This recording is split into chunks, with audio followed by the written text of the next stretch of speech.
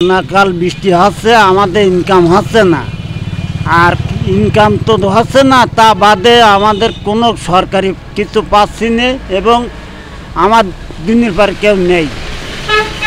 তার কারণ আমার একাই মানুষ, এই বুড়ো মানুষ এখনও কামাই করিয়ে যা আল্লাহ মাফ আছে তাই কোনোরকম করিয়ে খাচ্ছে। এই যে বৃষ্টি হচ্ছে এতে তো আমাদের ইনকাম হচ্ছে না, কোনোরকম করিয়ে যায়। বুড়ো মানুষ চলতে তো পারতিস নি, বৃষ্টি মাথায় না চলতে পারলে কীভাবে আমরা চলবো? এই যে 3-4 দিন বর্ষা হচ্ছে না, এতে আয় রোজগার হচ্ছে না তো। আর আমার যে ভ্যান, এই ভ্যানে খুব কম ওঠে, আর ব্যাটারি নেই, এই জন্য আমার গাড়িতে ওঠে না। আর যদি ব্যাটারি থাকতো তাহলে আমার ইনকাম বেশি হতো। বর্ষার কারণে উঠতে চায় না।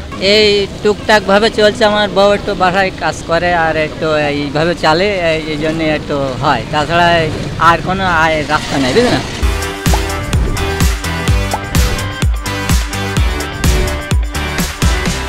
আর এটা যদি ব্যাটারি হইতো আমার একটু সুবিধা হইতো।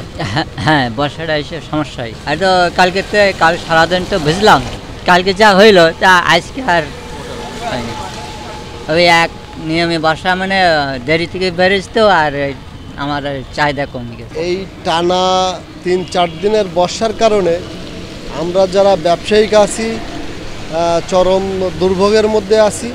কারণ আমাদের কাস্টমার পাতি ঠিক মতন হচ্ছে না, আসতেছে না। আমাদের কাজ আছে রেডি করা, আমাদের থায়ের ব্যবসা, এখানে কাজ আছে রেডি করা, কিন্তু বৃষ্টির কারণে আমরা জায়গা মতন যাইতে পারতেছি না। পরিবহনের সংকট, কেউ আসতেছে না। আর এমনকি আমাদের বাকি টাকা পয়সা আদায় হচ্ছে না, যারা টাকা দিতে আসবে তারাও আসতেছে না। ফোন করলে যে ভাই কীভাবে বেরোবো বলেন। মানে আমরা যে খুব দুর্বিষহ জীবনযাপন করতেছি, জানি না কিভাবে এর থেকে পরিত্রাণ পাবো।